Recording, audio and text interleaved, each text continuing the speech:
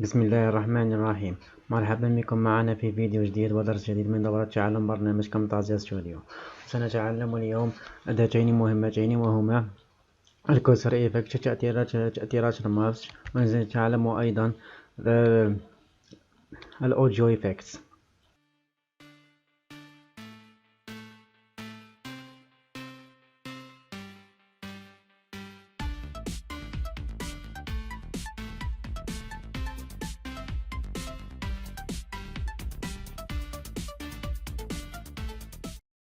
مرحبا بكم معنا من جديد.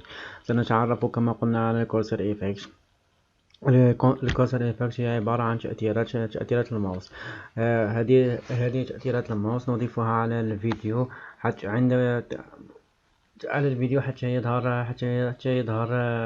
حتى يظهر الماوس بشكل جيد عند شرح عندما تقوم بالشرح.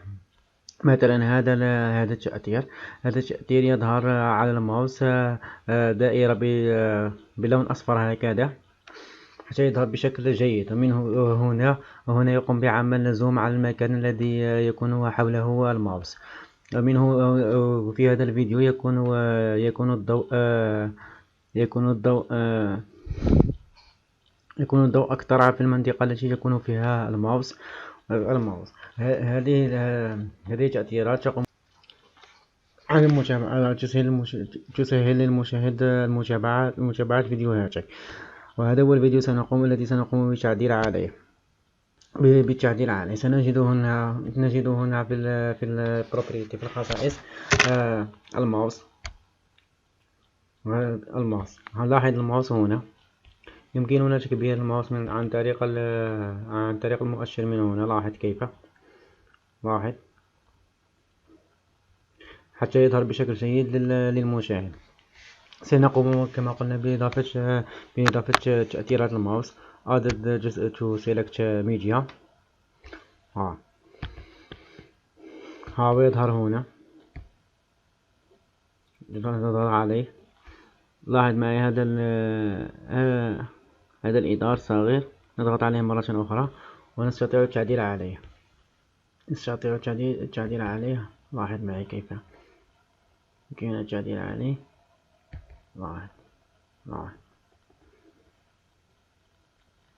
لاحظ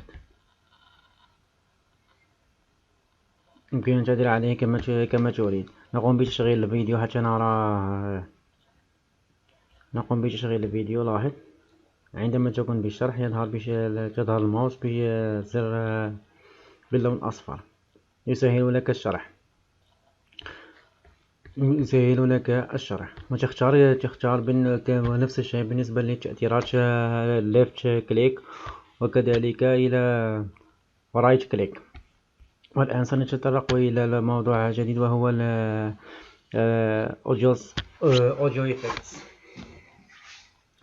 الأوديو إفكتس عبارة عن تأثيرات خاصة طريقة نزع الضجيج. مثلا نزع الضجيج من الفيديو مثلا، وتسريع الفيديو. سوف نقوم بالتجريب. مثلا سوف نقوم بإضافة هذا التأثير noise removal، وهو عبارة عن نزع الضوضاء والصوت الذي لا تريده. نقوم بتحديد الفيديو عن طريق التايم لاين. added to select media. يقوم بحذف الشوائب الخارجية. سوف تلاحظ لك عند تسجيل الفيديو audio compression. تستطيع أيضا إضافته على الفيديو. feed in مثلا عند عمل موسيقى.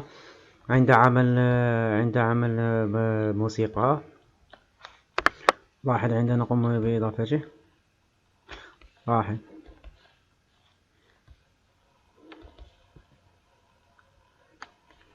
لاحظ يعطي تدرج في الصوت.